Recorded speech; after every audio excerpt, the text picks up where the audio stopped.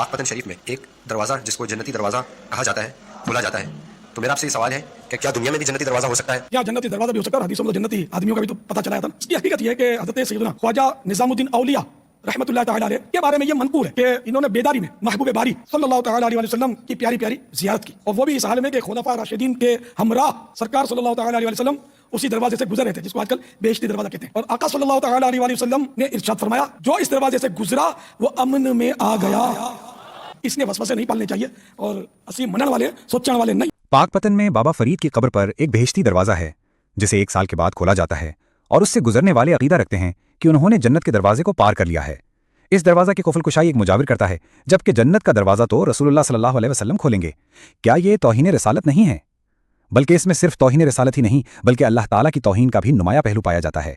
उससे बढ़कर ये पूरे आलम इस्लाम से इस्तेहज़ा व मजाक के मतरादिफ है, जबकि सही अहदीस से ये बात साबित है कि अल्लाह ताला ने अपने हाँ आसमानों पर जन्नत को पैदा किया है और उसमें अहले ईमान के लिए बेशुमार ऐसी नेमतें पैदा की हैं जो आज हमारे वहमो गुमान में भी नहीं हैं। इसमें अल्लाह ताला अपने मानने वालों को निहायत एजाज़ व एहतराम से दाखिल फरमाएंगे और खुद रसूलुल्लाह सल्लल्लाहु अलैहि वसल्लम इस जन्नत का इफ्तिताह फरमाएंगे। इसके बरक्स बाबा फरीद की कब्र पर जन्नत के बगैर सिर्फ एक दरवाज़ा नसब है जिसे बेहिश्ती दरवाज़ा कहा जाता है। उस पर अरबी इबारत भी गलत तहरीर है। इबारत इस तरह है, मन दखला हाज़िहिल बाब, यानी हाजा के बजाय हाज़िही लिखा है। इसमें दाखिल होने वालों की खूब मुरम्मत की जाती है, उन्हें वहां तैनात अफराद ज़दोकोब करके गुनाहों से पाक करते हैं। पुलिस की लाठियां खाने के बाद बाबा फरीद कहते हुए वहां से भागते हैं।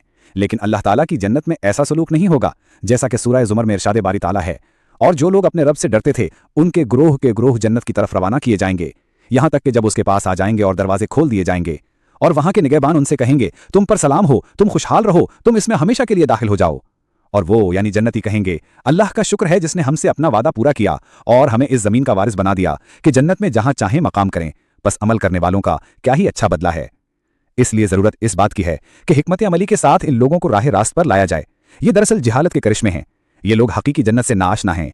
इन्हें इस हकीकी जन्नत से आशना करने के लिए मेहनत की जरूरत है जिसे हम अदा नहीं कर रहे हैं। अल्लाह ताला से दुआ है कि वो तमाम अहले ईमान को दुरुस्त राह की हिदायत अता फरमाए। आमीन।